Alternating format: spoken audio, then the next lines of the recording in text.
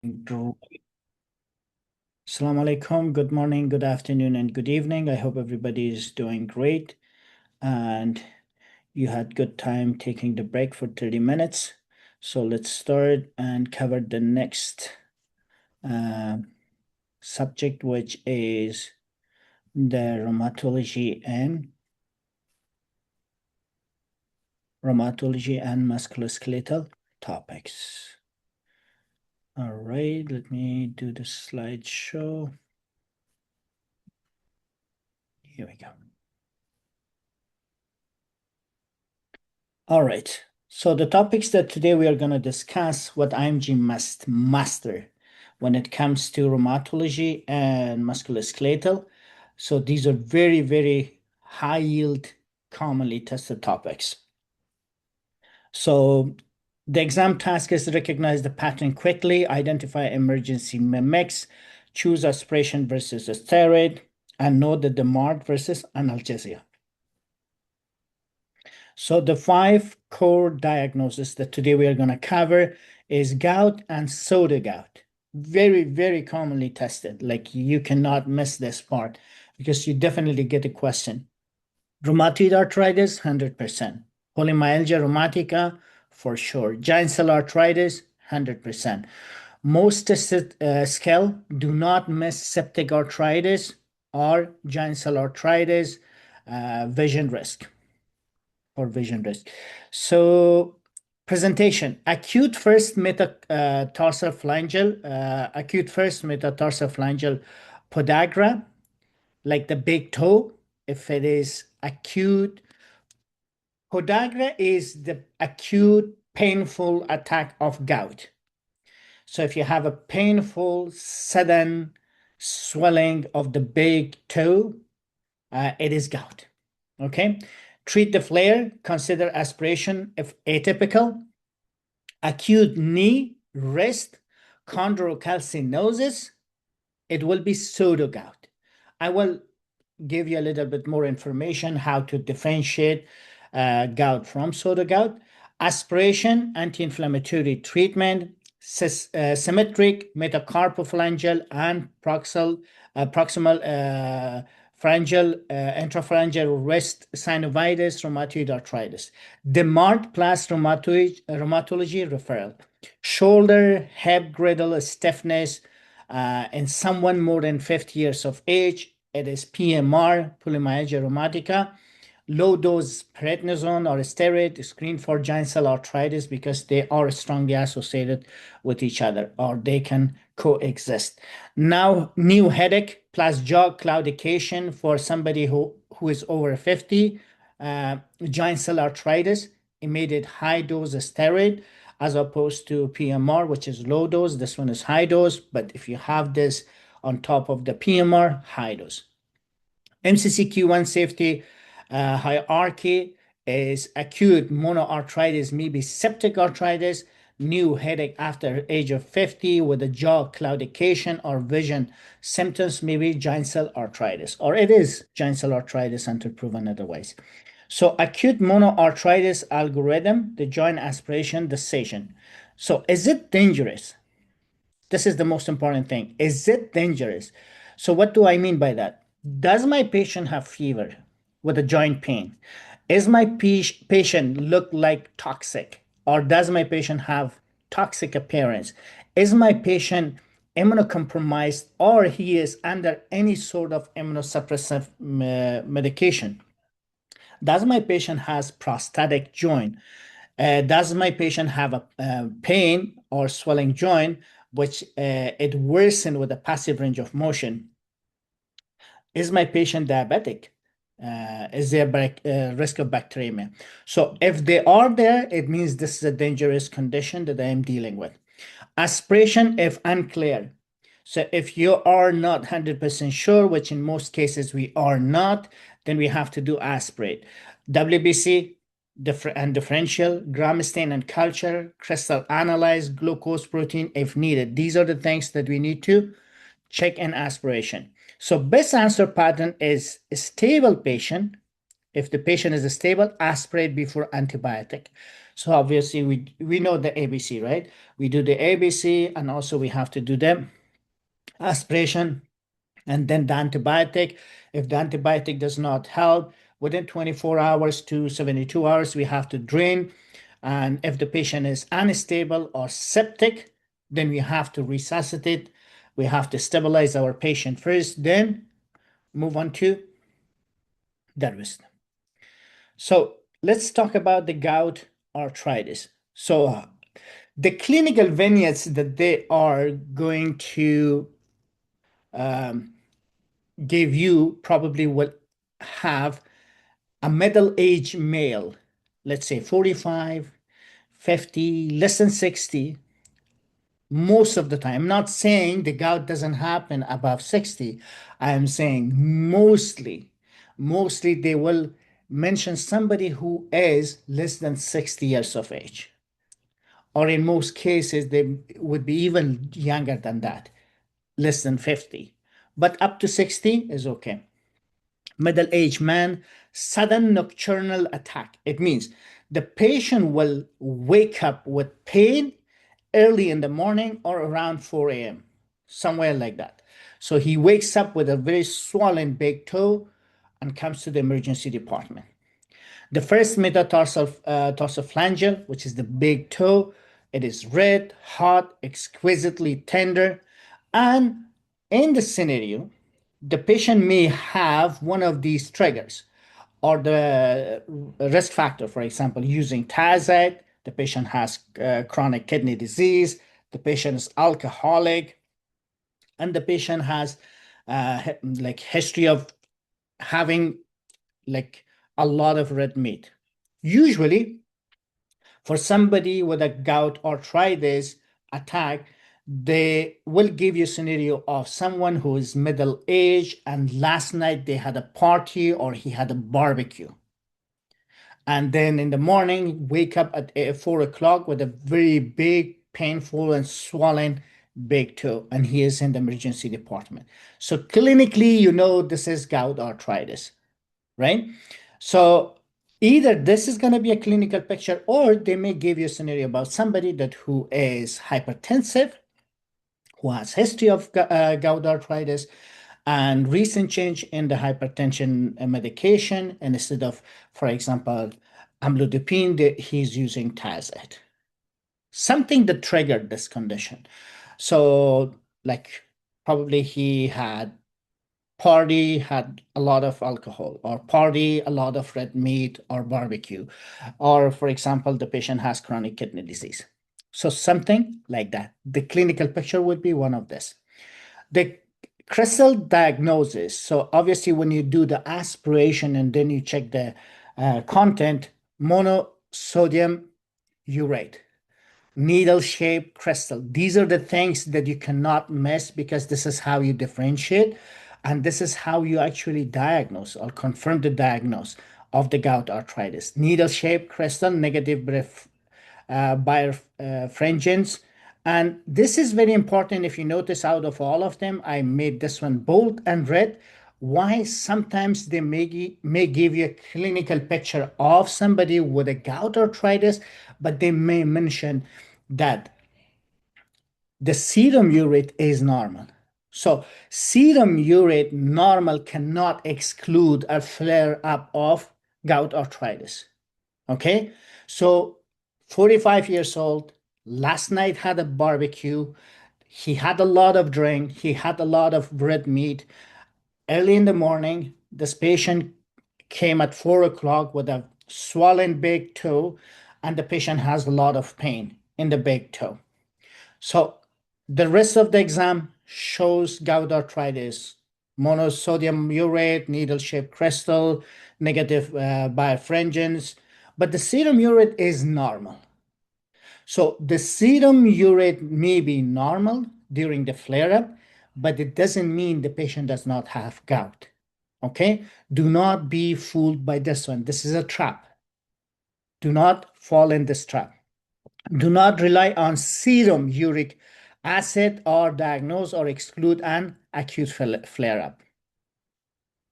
Gout arthritis, acute treatment and long term prevention. So clinical question, acute podagra, healthy kidney, treat inflammation quickly. Anyone who comes with a gout arthritis, before you start the treatment, you have to make sure that the patient kidney is functioning. Because one of the condition that someone with a gout arthritis comes, he has a chronic kidney disease. Why do we have to check the renal function? Because we need to know which medication should we start. Because if somebody who has a chronic kidney disease, I cannot start the initial best pharmacological choice, which is non-steroid anti-inflammatory drug.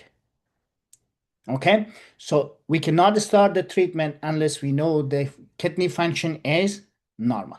So if we have acute podagra, and then the first thing we need to do is take care of the acute inflammation. How do we do that? Non-steroid anti-inflammatory drug, colchicine, or steroid, depending on the risk. Let's say if my patient has acute chronic kidney disease, the patient has, for example, infection, this and that, that I cannot even use, or for any reason, non-steroid anti-inflammatory drug is contraindicated, then I can use locally a steroid as an injection. If it is only one joint and the rest of the medication is not indicated or not available, so I can use a steroid injection. Acute monoarthritis plus advanced chronic kidney disease. Here we go. Avoid nephrotoxin options. Intraocular or systemic steroid, often safer.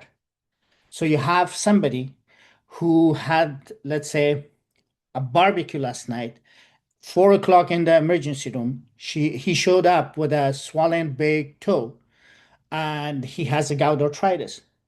But at the same time, his kidney is not functioning well. He has a chronic or advanced chronic kidney disease. So it means we cannot start the non-steroid anti-inflammatory drug or colchicine. So in this case, the best and safest medication will be intraocular steroid, which is the best choice because you're locally doing it, or systematic or oral steroid. But the best choice will be the injection. If it is monoarthritis, one joint, if it is like 4 or 5 joints at the same time, which hardly happens, then in that case, you cannot poke the person in all the joints, right? Then you can use the systemic. Recurrent flares up or TOFI, remember, recurrent flares or TOFI prevent crystal burden. In that case, allopurinol will be the best choice. Okay, allopurinol for the recurrent flare-up. We don't use it for acute. Already on allopurinol during flare-up, do not stop it. Do not stop it. So if somebody is taking allopurinol, which is used for the long term, right? So the patient is using, and suddenly the patient has flare-up. It doesn't mean that I have to stop this. So continue that and do the treatment. Treat the acute inflammation. Fever, diabetes, prosthetic joints, rule out infection. And in this case, we have to do the arthrosynthesis. Lifestyle counseling, reduce beer, alcohol excess, moderate purine, address weight and metabolic risk. These are part of the counseling. If you're doing Nakoski, these are the things that you have to be addressing. Allopurinol safety, start low, adjust to the renal function, use flare-up prophylaxis when initiating. Do not miss, septic arthritis can mimic gout and requires aspiration. So it means if you have someone, if you have somebody with a monoarthritis, swollen, painful joint, which the pain worsens with a passive range of motion. So this is septic arthritis. So you cannot start the treatment for the gout arthritis unless you rule out septic arthritis first. Okay. So the gout calcium pyrophosphate deposition disease. Now, this is different. This is a little bit different, not a lot. So for gout arthritis, usually someone who is less than 60 and 50, young middle age. But soda gout above 60, above 60. Another thing, usually the joints which are affected are the wrist and the knee. And out of these two, the wrist and knee is most commonly affected.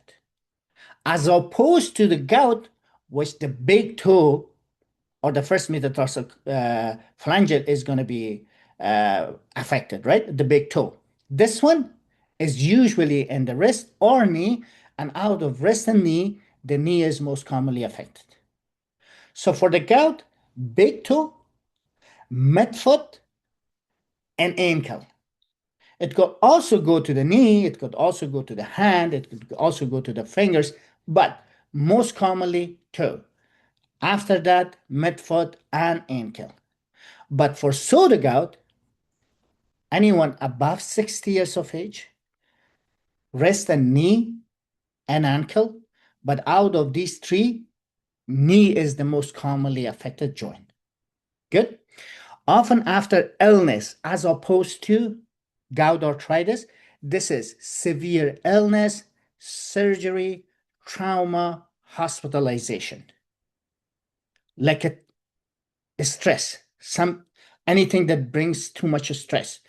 As opposed to gout arthritis, that usually it is secondary to thiazide, secondary to alcohol, secondary to too much purine or meat, or, for example, chronic kidney disease.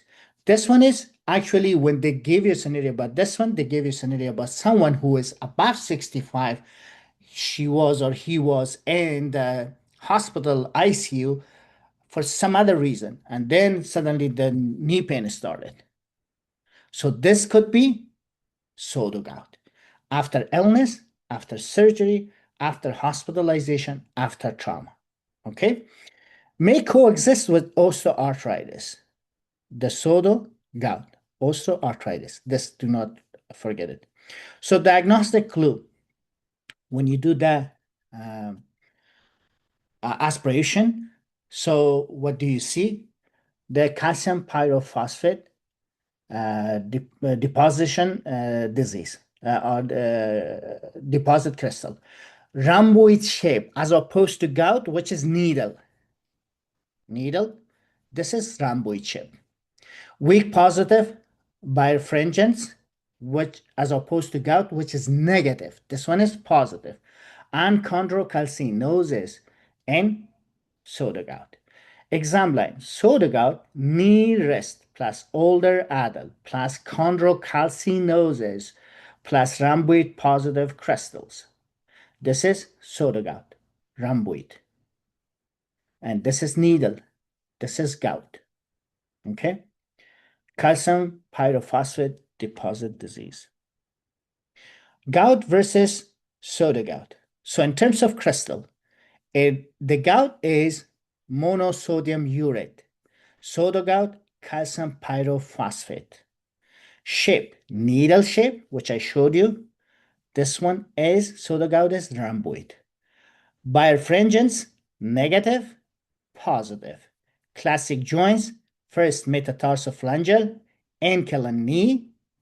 This one is more knee and wrist, soda gout. Out of knee and wrist, knee is most commonly affected. Risk clues for this one is thiazide, chronic kidney disease, alcohol, and also toffee. For this one is older age, above 60, osteoarthritis, illness, surgery, trauma, hospitalization. X-ray clue, erosion and chronic disease. This one, chondrocalcinosis. Please remember this, they may test you on this one. Acute crystal arthritis is not automatically safe. Aspirate when infection is possible or diagnosis uncertain. Now, this is a very nice slide that does the best differential diagnosis for gout and soda gout. So, needle, rhomboid, right? So let's go here, cover this part. Says feature. So typical patient, how it's going to be. For the gout, middle age, often male, metabolic risk factor, patient will have obesity, hypertension, chronic kidney disease, diuretic use, alcohol, or high purine diet. Too much meat. For this one, older adult, usually above 60. Common joint, as I mentioned before, the big toe, then midfoot, ankle, and knee. For this one, knee most common, then wrist, then shoulder, and ankle. Onset, acute heart swelling monoarthritis, acute heart swelling monoarthritis, same thing. Crystal shape, sodium monosodium urate, calcium pyrophosphate dihydrate. Crystal shape and birefringence. This one is strongly negative and needle shape. This rhomboid shape here, rhomboid shape, but positive. X-ray clue, punch out erosion with the overhanging edge, rat bite appearance. Please remember this one. I have seen it in some subscription. They don't mention the erosion or punch out erosion. They mention rat bite appearance. Rat bite appearance in the gout. For this one, chondrocalcinosis, calcification of the cartilage plus minus osteoarthritic changes because it coexists with osteoarthritis. Serum uric acid often elevated, but may be normal during acute flare-up. So this one usually normal. Best diagnostic for both of them is arthrocentesis and synovial fluid crystal analysis, which is the golden standard. If you get a question, what is the golden standard diagnosis for gout or soda gout? Arthrocentesis. Okay. So I think I have another slide too. Okay. So the gout treatment and associated condition. So it's almost the same thing when it comes to the treatment. So for acute, we have to use the non-steroid anti-inflammatory drug. If it is safe, colchicine. If it is safe, oral steroid and intra-articular steroid for the one joint. Same thing like gout. Comorbidity logic, older adult, chronic kidney disease, GI bleeding, then avoid non-steroid anti-inflammatory drug. So if the patient has all this condition, regardless of gout or pseudo gout, we don't use non-steroid. Monoarticular local steroid can be useful.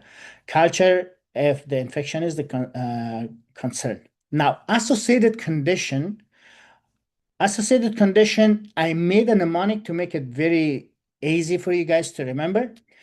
Soda gout is strongly associated with 5 conditions, and all five of them are starting with H. Number 1, high age with osteoarthritis. High age with osteoarthritis, because aging comes with osteoarthritis usually, right? So let's say high age with osteoarthritis. 2, hemochromatosis. 3, hyperparathyroidism. 4, hypomagnesemia. And 5, hypothyroidism. It is not hyperthyroidism, it's hypothyroidism. Okay? Hypothyroidism, hyperparathyroidism, hypomagnesemia, hemochromatosis, and high age with osteoarthritis. No allopurinol for pseudo gout. There is no urate lowering equivalent that dissolve the CPPD or calcium pyrophosphate dihydrate. Okay, I think this one, oh, this is the treatment. Okay, so for the acute heart swelling monoarthritis for the gout, right? If you suspect a gout flare, need aspiration, do arthrocentesis if infection is possible, first flare, atypical joint fever, or immunosuppression. So choose one, just choose one. This, or this. If they are not available or contraindicated, as I mentioned before, for any reason, heart failure, chronic kidney disease, GI bleeding, sensitivity or allergy to it, whatever the cause is, then you can use the steroid. Severe polyarticular or poor response, consider combination therapy of the different classes or specialist help. Do not stop chronic allopurinol during an acute flares. So for the soda gout, exclude septic arthritis first. Aspiration if diagnosed uncertain or infection possible. How many joints? What pattern? 1 to 2 joints. Aspirate if needed. And intra-articular steroid after infection is excluded. So obviously we have to exclude the septic arthritis first before we inject the steroid because it makes things worse, right? And then polyarticular or injection not feasible. Choose one of this. And recurrent, again, colchicine, low dose.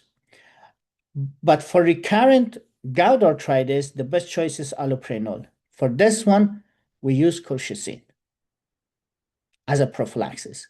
We don't use allopurinol for this one. So others contributors, these are the 5H, as I mentioned before, hemochromatosis, hypothyroidism, hyperparathyroidism, high H with osteoarthritis, and hypomagnesemia. There is no urate lowering therapy for the soda gout. Rheumatoid arthritis clinical patterns. So now, what kind of clinical vignettes should we expect from rheumatoid arthritis?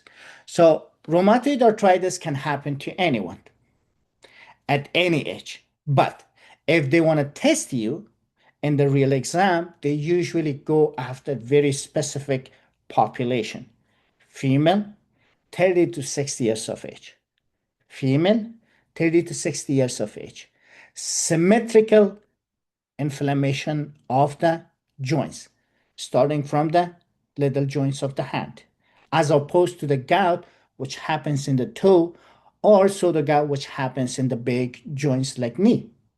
They're starting from the smaller joints and they are symmetrical. Like in both sides, not like a gout, which is monoarthritis on one side, asymmetrical. This one is symmetrical. Right hand, left hand, right fingers, left fingers. Okay. Polyarthritis. And it is metacarpophalangeal and PIP or proximal, wrist and metatarsophalangeal. Now, morning stiffness, as opposed to osteoarthritis, which is less than 30 minutes, this one is more than 1 hour, more than 60 minutes. Not only that, they will have extra articular manifestation or symptoms. For example, one of them would be fatigue and another systemic infection. Physical examination, boggy synovitis. They love to use this term, boggy synovitis, okay? Please remember this, boggy synovitis, warm swollen joints, reduced grip. And the deviation is usually ulnar deviation. Ulnar deviation. And nodule extra-articular feature possible. Key distinction. Rheumatoid arthritis is inflammatory synovitis in the smaller joint, but osteoarthritis, bony enlargement, distal interphalangeal, and carpometacarpal pattern, brief stiffness, less than 30 minutes. And this is the differential. So onset for the rheumatoid arthritis is subacute chronic inflammatory. For the osteoarthritis is chronic mechanical. For the gout and soda gout, it's acute episodic flares. Morning stiffness for rheumatoid arthritis more than 6 minutes, but for osteoarthritis is shorter, less than 30 minutes, like 15, 16 minutes, 20 minutes, 12 minutes, but less than 30 minutes. But this one could be variable. Joints pattern. They're usually smaller joints of the hand.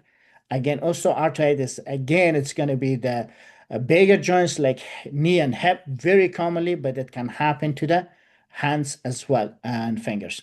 Gout. First, tarsophalangeal and soda gout, knee and wrist. And out of these two, knee is the most common. Exam, boggy synovitis for rheumatoid arthritis, bony enlargement, very, very characteristic for the osteoarthritis, and red hot swollen joints, obviously for the gout, and mono. Definitive clue, persistent symmetric synovitis, both sides, mechanical pain pattern, and synovial crystal for the gout and soda gout. Rheumatoid diagnosis is clinical. Rheumatoid factor, anti-CCP supports the diagnosis, but do not replace synovitis pattern and duration. They love to test you on anti-CCP and rheumatoid factor. So rheumatoid factor is only positive around 70 to 75% of the time. Anti-CCP is more specific than rheumatoid factor, okay? So rheumatoid arthritis treatment priorities for the MCCKA1. First line, control. Early DMARD therapy. Methotrexate, usually first line. So rheumatoid arthritis. So when we are saying first line, we don't mean to first line as a treatment. It's first line for controlling the disease or preventing from the deformation or deformity of the joints. So methotrexate, when you are prescribing, there are a few things to remember. One, when you're prescribing methotrexate, before you prescribe, you have to check for the liver. You have to make sure the liver is functioning properly and there's no abnormality in the liver function because it is hepatotoxic. And once you start it, you never start it on its own. You started with the folic acid. Second. So the reason I'm saying this, you might get this case as a consultation in Nakoski. And probably when you're doing the consultation, you need to educate the patient for these points. For example, this is one of the medications that we need to start. This is what this medication for. And when we do it, before we do that, we have to run some investigation to make sure that your liver is functioning properly. Why? Because it is hepatotoxic. It means it is very toxic to your liver. It damages the liver, especially if the liver is already damaged, it makes it worse. So we have to make sure before we start it, the liver is okay. Then when we start the methotrexate, we have to give another medication along with it, which is folic acid, because it is inhibiting the function of the folic acid, right? So it is antifolic. So you don't want the system to go completely without folic acid. And when you start this medication, every 3 months, you need to recheck their liver function. Okay? Probably you get a question in MCQ1, what is the next step? The next step would be to recheck the liver function in 3 months. Or probably if you are doing a consultation, this will be the follow-up. I want you to come back in 3 months and we need to check, for example, the liver function. Okay? Both. Whether you're doing Nakoski and MCQ1, very important. Monitor CBC, LFT, and renal function. So remember, we are not just focusing on LFT, but the LFT is something that you cannot forget. Like you have to do the CBC, you have to do the renal function, but liver function is priority number one. Rheumatology involvement. Symptom control is not enough. Non-steroid reduces pain only. A steroid can bridge short-term. Analgesic do not prevent erosion. Do not delay the march. Remember, do not delay the march. Once a diagnosis is confirmed, you need to start the methotrexate. Complication tested. These are the complications that they may test you, and instead of going after the diagnosis itself, they probably test you on the complication. Do you know that these are the complications that happens as a consequences of untreated rheumatoid arthritis? Carpal tunnel syndrome from wrist synovitis. Cervical spine instability. For example, they give you a scenario about somebody who has been suffering from rheumatoid arthritis for 10 years. Now the patient has, for example, neck pain, and the patient has paresthesia in both arms, and the patient has instability. And also the patient not has instability, the patient has gait problem. So these are the things that should raise a concern about the complication of rheumatoid arthritis, which could be a cervical spine instability as a complication. Nodule and lungs disease, anemia of inflammation or chronic disease, infection risk with therapy. Exam traps, prednisolone alone or non-steroid alone is not definitive rheumatoid arthritis management. Rheumatoid needs the MART therapy as well. Okay. Finding, so the rheumatoid arthritis complication. Findings in rheumatoid arthritis patient, most likely issue and why it matters. You have a patient with swelling wrist, with a you have a rheumatoid arthritis patient who has wrist swelling, nocturnal thumb, index paresthesia. Most likely, it is carpal tunnel syndrome. And why it matters? Because median nerve compression from synovitis. Neck pain, hyperreflexia, gait disturbance. It's atlantoaxial instability or cervical myelopathy secondary to rheumatoid arthritis. Rest during neck manipulation and intubation. Acute heart swelling joints plus fever. Septic arthritis until proven otherwise. Progressive dyspnea cough. Rheumatoid arthritis lung disease or drug toxicity requires evaluation beyond joints. Methotrexate plus pregnancy plan. Teratogenicity risk needs medication review before conception. In rheumatoid arthritis, neurological sign with neck pain or never routine. Consider cervical spine disease. Polymyalgia rheumatica, very commonly tested. How do we recognize it? So for polymyalgia rheumatica, very commonly chosen the population above 50. Like usually it is above 50. And usually it is happening. I'm not saying in only female, but usually if they want to test it, they will pick a female patient. And it is bilateral shoulder and hip girdle pain and stiffness. Remember, the wording matters a lot because it helps you differentiate. For example, if the patient has weakness, it is most likely to be polymyositis rather than polymyalgia rheumatica. This one is pain and stiffness. If the patient cannot comb his or her hair, it is not because of the weakness, it's because of the stiffness and the pain that he has, as opposed to polymyositis, which is the weakness, like a pure weakness, right? So pay attention to the wording of the scenario that the patient is above 50, the patient has pain plus stiffness in the shoulder and hip girdle. And the morning stiffness is above 45 to 60 minutes. So it means not less than 30 minutes like osteoarthritis, not more than 60 like rheumatoid arthritis. It's right between these two, 45 to 60. Okay, 45 to 60 minutes, pain and stiffness. Difficulty rising or combing. So usually if they give you a scenario, they will mention either or both of them sometimes. So the patient is 55, female.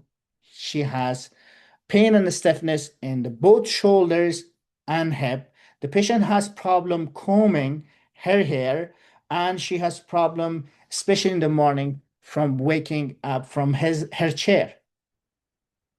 This is not true muscle weakness. This is pain and stiffness. Another thing that ESR and CRP, which are the inflammatory markers, will be high. Very important, very important. I should have made this one red. So the CK is normal, as opposed to polymyositis, which the CK is high on top of ESR and CRP. The CK, creatine kinase, is normal. Creatine kinase is normal in polymyalgia rheumatica. Please remember this. It is normal. ESR is high, CRP is high, pain in the shoulder, stiffness in the shoulder and hip. But CK is normal. Anemia, thrombocytopenia, thrombocytosis may occur. So thrombocytosis usually, we all know that ESR, platelet, are the acute phase reactant, right? So if there is any sort of inflammation, infection, or acute reaction, they will go high. So in this case, we expect that platelet to go high, the ESR, the CRP because of the inflammation, but CK will be normal. No erosive small joints pattern. Core distinction, the PMR causes pain and stiffness, not primary muscle weakness. Normal CK helps distinguish from myositis. Remember this, this is the way you can differentiate. So PMR, normal CK. So this is a very important slide. Please remember, more than 50, bilateral shoulder pain and stiffness, hip girdle proximal time stiffness. Morning stiffness is more than 45 up to 60. Difficult raising arm and getting out of the bed, standing from the chair. Usually no true muscle weakness or on strength test. May have fatigue, low grade, fever, or malaise. Now here, these are the differential diagnoses. So PMR is pain plus stiffness, proximal muscle shoulder. Normal, CK is normal, right? Morning stiffness more than 45, no true muscle weakness. Now polymyositis, true proximal weakness, difficulty combing hair, rising from chair. Now this has the same symptom. Like polymyositis, the patient cannot comb her hair, but this is due to weakness, as opposed to PMR, which she cannot do the same thing, but that the reason is different. The reason is stiffness, pain. They both can do the same action for two different reasons. The PMR cannot do it because of stiffness and pain. Polymyositis cannot do it due to weakness. But they will mention in the scenario whether the case is polymyositis or PMR. Now you need to find whether the patient cannot do it because of a stiffness and pain, or the patient cannot do it because of the weakness that she has. One. Secondly, check for the lab result. Is CK normal or it is high? If it is normal, it is PMR. If it is high, then it's polymyositis. Because the rest of the stuff will be the same, almost the same. ESR will be high, CRP would be high, patient will have the same clinical feature, the patient may have the same age, same gender, and this makes it very hard to differentiate. If you know these 2 points, what is the problem? The patient cannot comb her hair, why she cannot leave his bed or stand from the chair. If it is weakness, polymyositis. If it is pain and stiffness, PMR. If the CK is normal, it is PMR. If the CK is high, then it is myositis. Rheumatoid arthritis, osteoarthritis, you guys know it, so I'm not gonna bother you. One more thing that before I move on, PMR is strongly associated with the giant cell arthritis. So always, if you have a patient with PMR, ask about jaw claudication. Do you have any problem, any pain while you're chewing? If the patient says yes, high chance of joint cell arthritis. So in that case, the treatment for PMR is low dose steroid. If the patient has problem with chewing or the patient has problem with the vision, start high dose, not low dose. For the PMR, low dose. For giant cell, high dose. Since these two conditions can coexist, it's always good to ask these overlap symptoms. If they have it, then start the high dose to save the vision. Okay, so initial treatment, here we go. Low dose steroid, expected rapid improvement. That is also one of the diagnostic factor or supporting factor for the diagnosis. When the patient has pain and stiffness in both shoulder and hip girdle, so when you start the low dose steroid, the patient rapidly improves, which shows that you have the right diagnosis and the medication is working perfectly fine. Taper gradually, monitor the symptom, ESR and CRP, assess relapse during the taper, and usually the relapse happens. Steroid safety, bone protection plan. These are for the neck OSCE. So if you are prescribing the steroid, these are the things that you have to add it on the consultation part.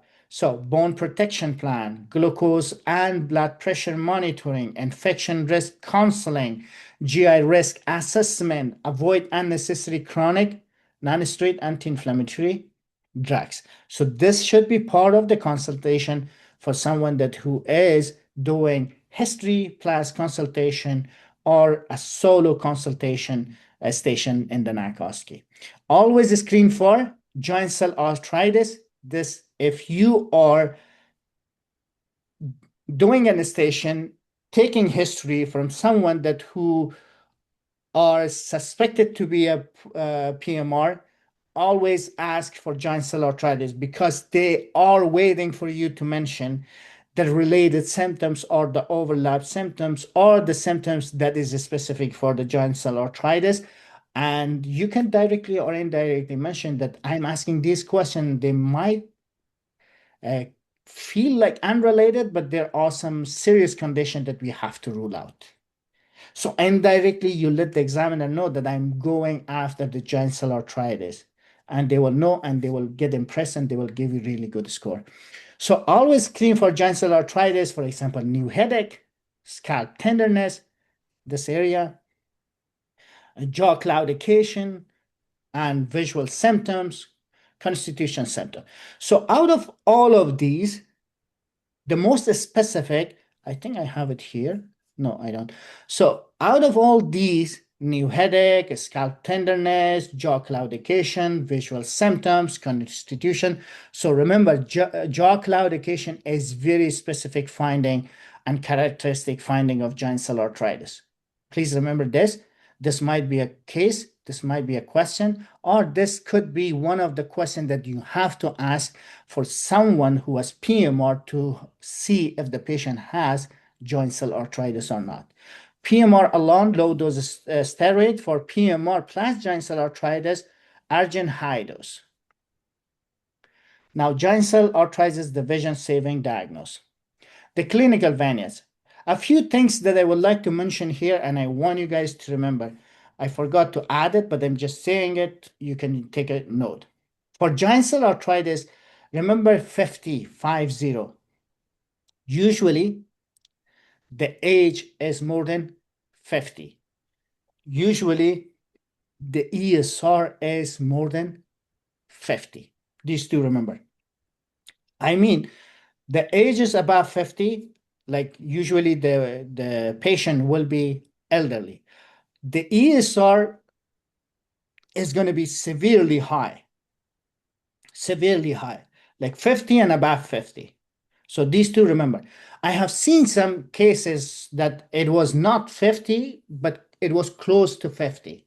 So just remember that the ESR is going to be extremely high. Okay.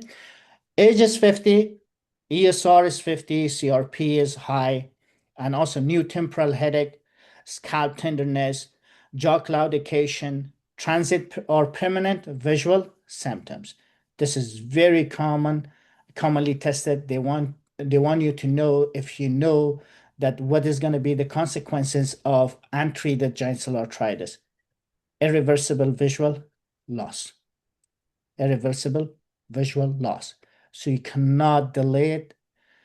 Do not wait for biopsy, which is the confirmatory test for the giant cell arthritis. If you are suspecting somebody who is above age of 50, ESR is very and extremely high, around 50 or more than 50, the patient has temporal pain or and scalp tenderness, jaw claudication, do not wait for the result to come back.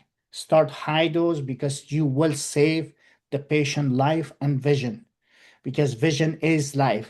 Okay, so you will save the vision and prevent from irreversible blindness. Treat immediately if suspected. Jaw claudication is one of the most exam specific clue for giant cell arthritis. Here we go. Jaw claudication is one of the most exam specific clues for the giant cell arthritis. Very, very commonly tested.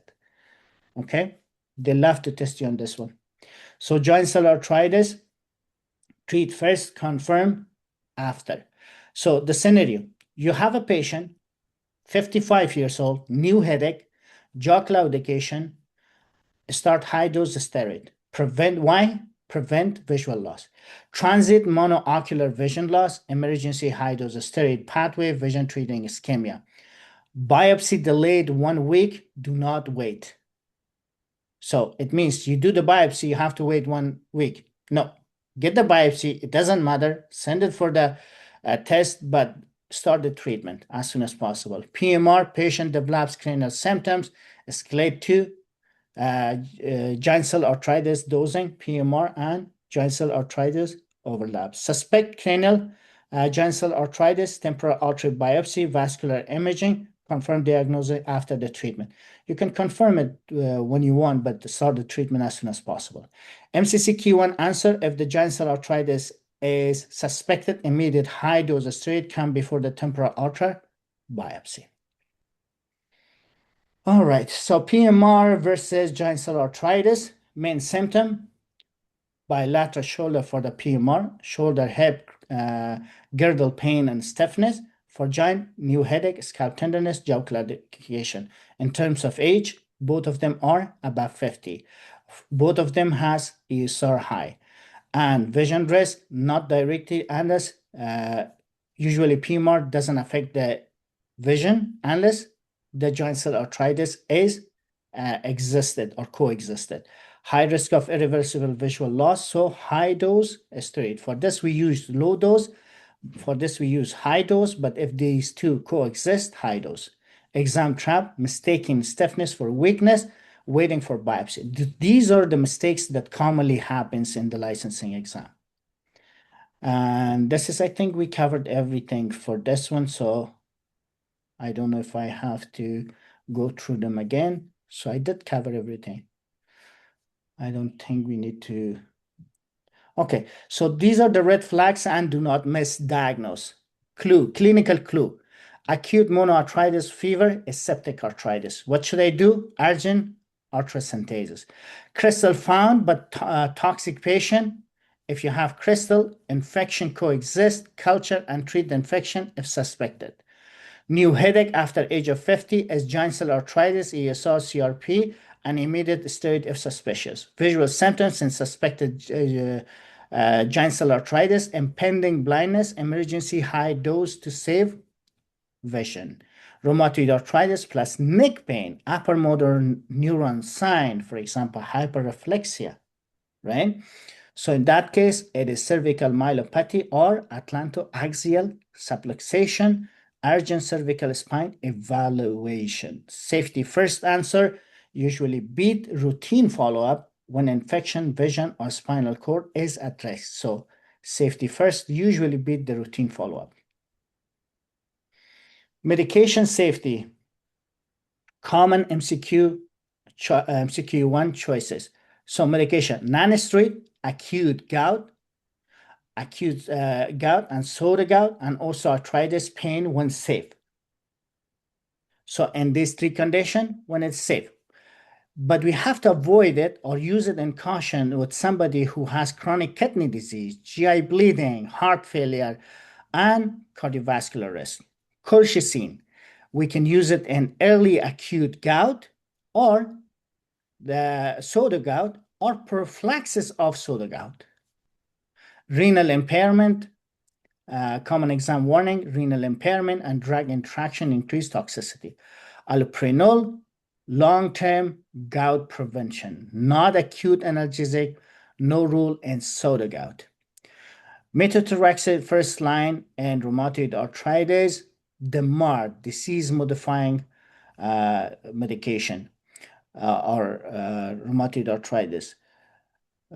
Monitor CBC, LFT, or avoid pregnancy. So these are the things that you need to. And also I forgot to add the renal function. You have to do that as well. But out of all of them, the liver function test is very important. If someone who is at the age of conceiving before starting the methotrexate, you have to make sure that the patient is not pregnant. Okay. Prednisone, PMR, giant cell arthritis, selected crystal flares. The dose differs PMR low, and giant cell usually high dose. Okay, bed sheet hurts toe, gout, acute podagra, especially first metatarsal, chondrocalcinosis, soda gout, often knee wrist, older, above 60, metacarpophalangeal and proximal wrist, rheumatoid arthritis, symmetrical inflammatory synovitis, cane comb hair, and two conditions, a lot of conditions, but today in two conditions, like PMR and also polymyositis. In polymyositis, it is due to weakness and CK is high, but in PMR, it is due to pain and stiffness, and the CK is normal. Jaw claudication, giant cell arthritis, treat immediately with a high dose of steroid. Fever, hot joints, septic arthritis, aspirate urgently. Memorize the STEAM language. MCQ often gives the diagnosis through one or two classic clues. Now let's do some rapid practice cases. So you have a male, 54 years old, male, first metatarsal phalangeal, red hot overnight, TAZ use. What is it? Gout. Gout arthritis. Please keep your mic off. You have 79-year-old female, acute knee, chondrocalcinosis, rhomboid positive crystal. What is it? Soda gout. You have 42-year-old female, symmetrical, metacarpophalangeal or proximal wrist synovitis. Stiffness is 90 minutes, more than 1 hour, or 60 minutes. What is it? Rheumatoid arthritis. What do you do? The march. 73-year-old female, shoulder, hip, stiffness, ESR is high, CK is normal. What is it? PMR. If it is high, if these two are not pain and stiffness is weakness, that's polymyositis. 76-year-old male, new headache, jaw claudication, transit vision loss. What is it? Giant cell arthritis. What should I do? Start high dose. Use this as an in-class rapid fire drill before starting the full MCQ1, which we are going to do it. Final take summary for the MCQ1. Crystal arthritis, gout, needle negative crystal, first metacard. Pseudo-rhomboid positive crystal, knee, wrist, chondrocalcinosis. Aspirate if infection. Rheumatoid arthritis, symmetrical, small joints. Morning stiffness, more than 1 hour. Treat early with the MARS, usually methotrexate. Before we do methotrexate, a female conceiving age, check for the beta HCG, and also check for the liver function test, CBC, renal function test, electrolytes. And if the patient is okay, then you can start, but you can start it with the folic acid together, and every 3 months recheck the liver function test. Watch cervical spine and carpal tunnel syndrome. Why? Because they are happening as a consequences or as a complication of rheumatoid arthritis. PMR and giant cell arthritis, PMR shoulder hip stiffness, normal CK, low dose steroid, giant cell arthritis, the patient will have new headache, jaw claudication, visual symptoms, and the treatment is high dose steroid as opposed to PMR. But they can coexist. So if you have PMR with giant cell arthritis, then don't have to start with the low dose. You can start with the high dose. Most important exam principle, treat emergency immediately. Septic arthritis threatens the joint, and giant cell threatens the vision. So septic is threatening the joint that you may completely lose the limb, but the giant cell arthritis is threatening the vision that you may completely lose the vision. And thank you very much. Let's do a few cases.